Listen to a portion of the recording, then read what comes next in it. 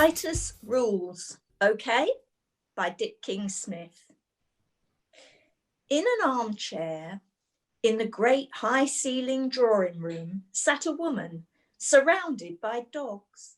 Some sat in other chairs, some on the hearthrug, one, the youngest and not much more than a pup, on the woman's lap.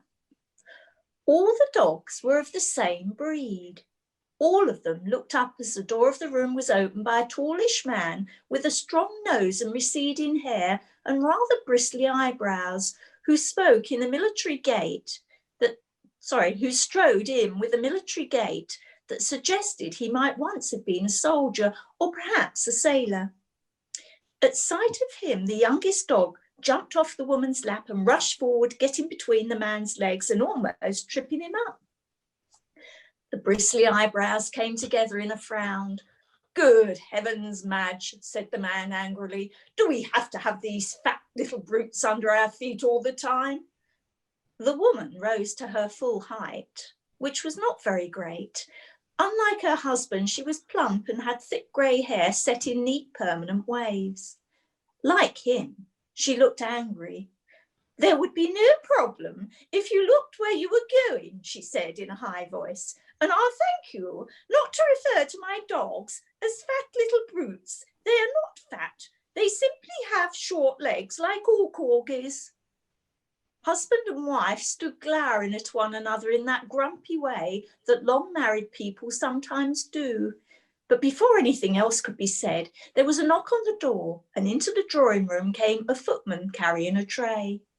This he placed upon a table before withdrawing backwards. Once the door was closed, the tallish man said, "You feed 'em too much, Madge, that's the trouble." "That is your opinion, Philip," said the Queen icily, "which I should be glad if you would keep to yourself. Do you want a cup of coffee?" "No, thanks, I fancy something stronger," the man said, and he withdrew frontwards. The Queen poured herself a cup of coffee and then, taking from the tray a plate of biscuits, proceeded to feed them to the corgis. "Custard creams, my dears," she said, smiling, "your favourites," and she gave an extra one to the youngest corgi. "Not your fault," she said to him. "He wasn't looking where he was going." Later, when the Queen had finished her coffee and left the room, the mother of the youngest corgi jumped into her chair, warm from the imprint of the royal bottom, and her son scrambled up beside her. His name was Titus, and like all young creatures, he was curious about everything. It was the first time he had been allowed into the drawing room of the castle, and also the first time he had met the Queen's husband. "Mum," he said, "who was that man?" "The Queen's husband," his mother replied. "Philip, she called him," said Titus. "Yes, he's Prince Philip, the Duke of Edinburgh." "Oh," said Titus, "they didn't seem to like each other much." "I think they do," said his mother. "Their barks are worse than their bites." "Oh," said Titus, "Mum, you told me she's called Queen Elizabeth II. "Yes." "What happened to the first?" "Died a long time ago." "Oh," said Titus, "but Mum, if her name's Elizabeth, why does Prince Philip call her Madge?" "It's his nickname for her," his mother said, "short for Majesty." Chapter 2. The door of the great drawing room now opened once again, and in came the footman to collect the tray on which stood the 2 cups and saucers, the coffee pot, and the plate that had held the biscuits. The footman inspected the tray. 1 cup had been used, he saw, 1 not, and picking up the coffee pot, he found that it was still half full. He grinned. "'Tar very much, ma'am," he said. "Plenty left for me. But surely you've never scoffed all those custard creams. I could have done with a couple." Then he looked round the room and saw 10 pairs of bright eyes watching him from various chairs or from the rug before the blazing fire. 10 pink tongues licked 10 pairs of lips, and 10 stumps of tails wagged hopefully. "Of course," said the footman. "I should have known. It wasn't her that ate them. It was you, greedy little fatties. Treats you better than she treats old Phil or Charlie or the rest of them, she does. Pity you don't live out in the Far East. They eat dogs out there. You lot would make a proper banquet. And he picked up the tray. When he had left the room, Mum, said Titus, who was that man? Just a footman, his mother replied. Footman, said Titus. What was wrong with his feet? Nothing, dear, said his mother. A footman is one of the servants in the castle. There are lots of them. What's a servant? Someone who looks after you, does whatever he or she is told, fetches and carries, just like that footman brought the tray for the Queen and the Duke. But, Mum, said Titus, why couldn't they fetch their own coffee and biscuits? Oh, goodness me, no, Titus, said his mother. That would never do. The Queen and Prince Philip have to be looked after. They're not expected to work. When you get a little older, you'll realise that Queen Elizabeth is the most important person in the land. No one is more important than she is, at least no other human being. Titus cocked his ears. If I'm reading you right, Mum, he said, you're saying that there's an animal that's more important than the Queen? Several animals, said his mother. What sort? Pembrokeshire corgis. Us, do you mean? Yes, Titus, replied his mother. The Queen, you see, may be responsible for the welfare not just of her family, but of all the citizens of the United Kingdom and her realms overseas. But in her eyes, it is our welfare that is at the top of her priorities and most important to her. She is our servant. Gosh, said Titus, do you mean she'd do whatever we tell her to? Certainly, said his mother. If I told her to do something, she'd do it, would she, Mum? If you told her in the right way. How do you mean? Politely. Her Majesty does not like being barked at or yapped at. You'll have noticed that just now, when she dished out the biscuits, we all kept as quiet as mice. Any time you want a biscuit, just go and sit quite silently in front of the Queen and gaze up into her eyes with a pleading look.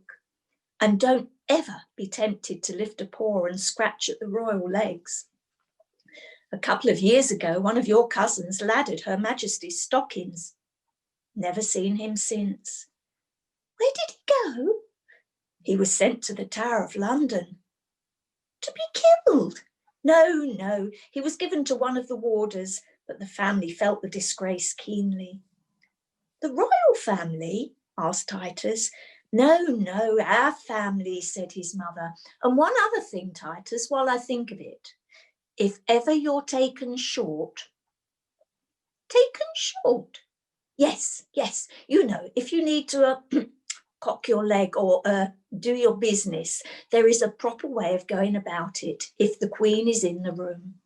If it's anyone else, it doesn't matter. You can yap your head off or scratch at the door, but if it's the Queen, this is the correct form.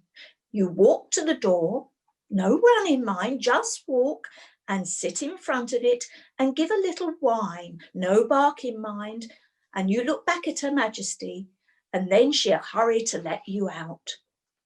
One thing she does not like, and that's any sort of accident on the carpet, say, or against the leg of a chair. Our servant she may be, but it's important to treat servants right if you want them to look after you well. Perhaps because his mother had just been talking about it, Titus suddenly felt that he did indeed need to do something very badly. How awful, he thought, if on this, his first time in the great drawing room at Windsor Castle, he should offend their servant, the Queen, by doing it not on a chair leg, for he had not yet learned to cock his own leg, but on the carpet. Her Majesty would never forgive him. Mum, he cried, I need a wee. Titus's mother, whose registered name was Lady Priscilla of Windsor, but who was always called Prissy by Her Majesty, immediately began to bark loudly. Mayday, Mayday, she cried to the other corgis in the room. What's up, Prissy? They all asked. It's not what's up, replied Prissy. It's what will be down unless we hurry. Titus needs to go outside sharpish. Sound the alarm. And at this, all the other 8 dogs began to bark at the tops of their voices. Quickly, the door of the drawing room was opened and in came a footman. Titus could see that it was not the same one that had come in before to fetch a tray, for that one had had fair curly hair, whereas this one had straight black hair, and as well as a strip of black hair between his nose and his mouth. By now, Titus was whining in his distress, and the footman, instantly sizing up the situation, picked him up, hurried away down a corridor, opened a side door, and popped the puppy down on the beautifully mown green grass of a lawn outside. Thankfully, Titus squatted down and did an enormous puddle. Chapter 3. What a good boy, said a voice from somewhere high above, and a man and dog looked up to see the Queen leaning out of an upstairs window.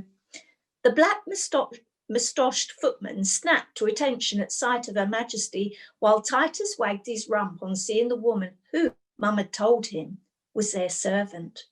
Leave the puppy there, John, called the Queen. I'm coming right down. And in a few moments she came out of the door onto the lawn and bent down to stroke Titus and pat him and to rub the roots of his ears, something that he found very pleasant. Lucky for you that you didn't do all that on my carpet, said the Queen.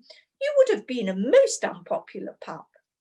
Then she picked Titus up and held him before her face and looked into his eyes. Most animals, dogs included, cannot bear the direct stare of a human being for long and will look away. But Titus stared back into the royal eyes, flattening his ears with pleasure and wrinkling his lips in a sort of grin.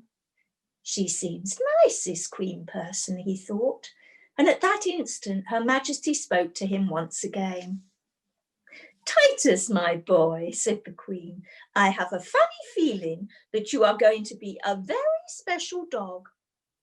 At that moment there came another voice, a deep voice from the upstairs window, and Titus looked up to see the Duke of Edinburgh leaning out.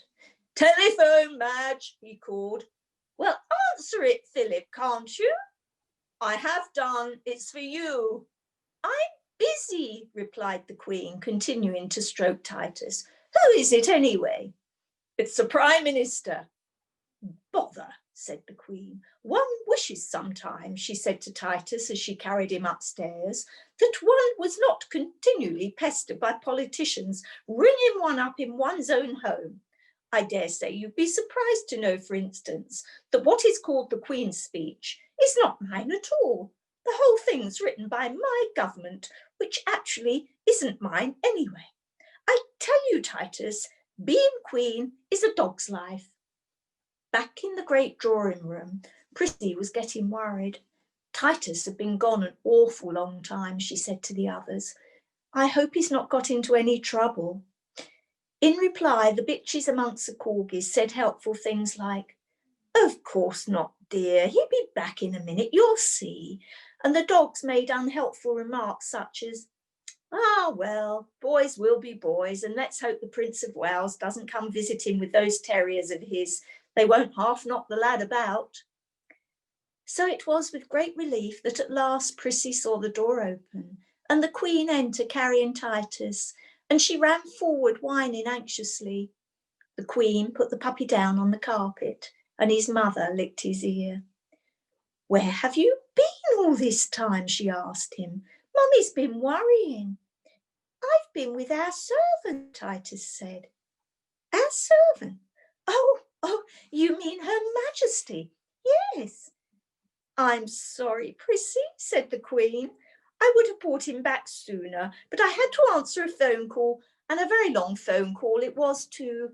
Politicians are all the same. They love the sound of their own voices.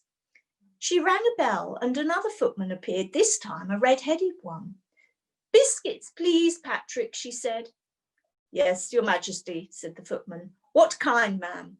Custard creams. Oh, and 2 chocolate digestives.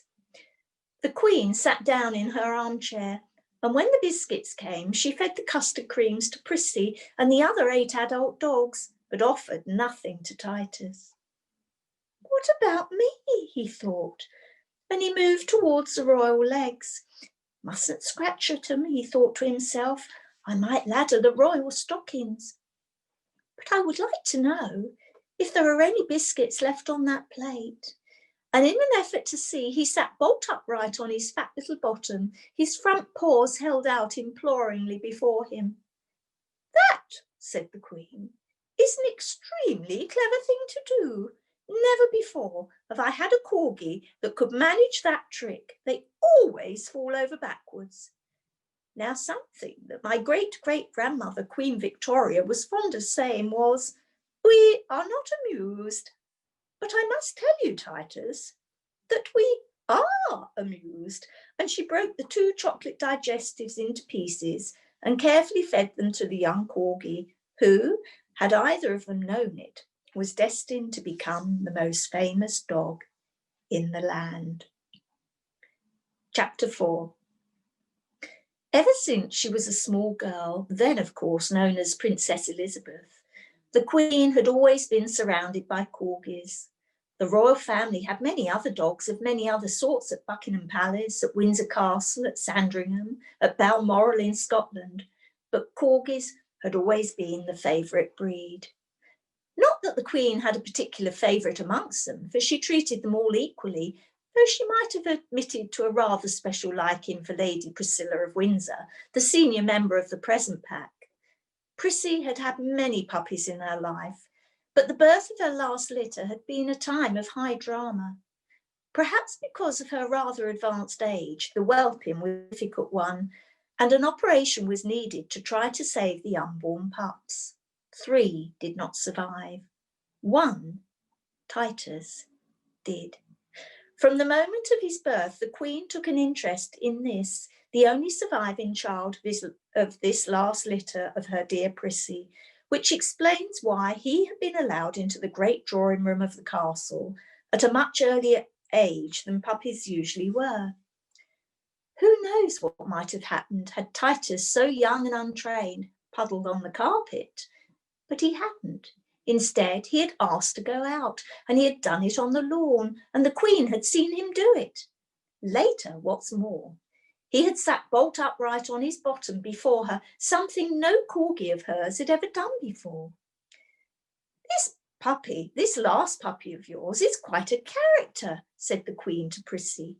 Not that I believe in favouritism, of course, but it was not long before a great many people in the castle, from the 3 footmen, fair-haired, black-moustached, red-headed, to such an august person as the controller of Her Majesty's household, noticed that wherever the Queen went, she was now always accompanied by one particular young corgi. Sometimes he followed at her heels. Sometimes she followed at his.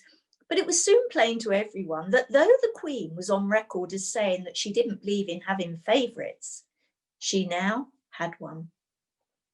Even her husband noticed. Prince Philip, though fond of dogs in general, did not particularly like corgis. Always tripping me up, he would say. Now, looking carefully at Titus at tea time one day, he asked, I say, Madge, isn't that the little brute that nearly had me over a while ago? Yes, said the Queen, and he's not a brute, and you should look where you're going. Charles's blasted little terriers are bad enough, said the Duke, but at least they're nippy enough to get out of the way, whereas corgis are just designed for tripping people up, bumbling about like they do, fat little beasts. Any more tea in that pot, Madge? When the Queen had poured her husband's tea, she took a lump of sugar from the bowl and held it out before Titus, who sat straight up on his bottom, eyes fixed upon the treat. Never seen one of them do that before, said Prince Philip. Clever, aren't you, Titus? Said the Queen, and she gave him the sugar lump. Titus, is he? Said the Duke. Where are the rest of them then, Madge? Oh, they're somewhere around, replied the Queen. This one is a bit special then, is he? You know I don't have favourites, Philip, said the Queen. It's just that Titus is an only child, and Prissy's last one at that, because I shan't breed from her again, not at her age. The Duke of Edinburgh drained his cup and stood up. Be nice if you didn't breed from any of them anymore, Madge, he said. That way they'll all die out and I could walk around without falling over them. Just hang on to that, Titus, till I'm out of the room. Left alone, the Queen rang for a footman to take away the tea things. And when he had done so, it was a black moustached one. She picked up Titus and sat him on her lap. My husband, she said to him, is not the easiest person in the world to get on with. I mean, I'm fond of him as I am of my daughter and my 3 sons, but I'm probably happiest when I'm alone with my dogs. She looked into Titus's eyes, and once again he stared back into hers with that confident gaze of his. In fact, said the Queen, I'm possibly happiest when I'm alone with you. Chapter 5. Hardly were the words out of the royal mouth than there came a knock on the door. It was not the discreet knock that the footman usually gave, but a loud rat-a-tat-tat. Bother, said the Queen to Titus. Who can that be? And she called, Come in. The door opened and in came the tall, distinguished figure of the controller of the household. He bowed. Good afternoon, Sir Gregory, said the Queen. What can we do for you? Is that the royal we, thought the controller, or does she mean herself and the dog? Forgive the intrusion, ma'am, he said, but the Prince of Wales has just telephoned my office. He is passing through on his way from Highgrove to London and should be here very shortly. Thank you, Sir Gregory, said the Queen. By the way, I don't think that you've met Titus. Titus, ma'am? Yes, this little chap, my Prissy's last child. Titus, allow me to introduce Sir Gregory Collymore. Sir Gregory, Titus. She put the little chap down on the floor. How do you do, Titus? Said the controller gravely, at which the young dog sat up on his bottom, paws held out before him, and Sir Gregory took hold of the right one and solemnly shook it. I've never known any of your Majesty's corgis do that before, ma'am, he said. Nor have we, said the Queen. Scarcely had the controller left the room when the door opened once again, this time without a knock, and in came the Prince of Wales. Hello, Charles, said the Queen. Hello, Mummy, said Prince Charles, kissing his mother, and then, who's this? For Titus was still sitting up on his hunkers. His name is Titus, said the Queen. Never known any of your corgis do that before, Mummy. My terriers can't do that. Not surprised, said the Queen. Tell me, why are you going to London? Regimental dinner, Mummy. I'm Colonel-in-Chief of the Welsh Guards, remember? The Queen smiled a rather patronising smile. Of course I remember, Charles, she said. The most junior of the 5 regiments. As you no doubt remember, I happen to be Colonel-in-Chief of the Grenadiers, the most senior regiment in the Brigade of Guards. The Prince of Wales laughed a somewhat uneasy laugh. I shall have that job one day, Mummy, he said. When I'm dead and gone, you mean? Well, yes. And you're King Charles III? Well, yes. Titus was still sitting up on his bottom, and the Queen bent down and spoke softly in his ear. He is going to have to wait an awfully long time, she whispered, especially if I live to be as old as my mum. And she giggled. What's funny, Mummy? Asked Prince Charles. Oh, just a little joke between me and Titus. You talk as if he could understand what you're saying. He can, Charles, he can, said the Queen. Now off you go to London, there's a good boy. A little later in the great drawing room of Windsor Castle, the corgis sprang to attention, ears cocked, back ends wagging as the Queen came in carrying Titus. Sorry, Prissy, she said, putting the puppy down with his mother. I couldn't bring your son back early because I had a visit from my son. When she had gone out again, Prissy said to Titus, Which son? How do you mean, Mum? Well, Her Majesty. Our servant, you mean? Yes, she has 3 sons. What did she call this one? Was it Edward? No. Was it Andrew? No. Then it must have been Charles. Yes, that was his name. He's Prince of Wales, of course, said Prissy. So he's Welsh like us? No, he's English. Prince of Wales is his title. He'll be King of England when the Queen dies. He's going to have to wait an awfully long time, said Titus. Whatever do you mean? Well, that's what the servant told me. Oh, Titus, said Prissy, what a lovely boy you are. How I do love you. In an upstairs sitting room, Queen Elizabeth II was just settling down to read the court circular section of the Daily Telegraph when in came Prince Philip, Duke of Edinburgh, carrying a copy of the Times, open at sport. Morning, Madge, he said. Good afternoon, Philip, his wife replied. It's nearly 1 o'clock. Oh, is it? Said the Duke. What's for lunch? For you, said the Queen. I've no idea. I'm having mine in here on a tray. My favourites, Marmite sandwiches and cold rice pudding with strawberry jam. Ugh, said the Duke. Those corgis of yours get better grub than you do. You spoil them, Madge, especially that puppy you're always carrying around. Anyone would think he was heir to the throne. Which reminds me, Collymore tells me that Charles is here. He was. He's gone. Oh, all right, is he? He didn't say. Said Prince Philip. Well, I must go and look for some lunch. Who knows? If I get down on all fours and wag my behind, maybe one of the footmen will bring me a nice plate of custard creams. And that is where I'm going to leave the story.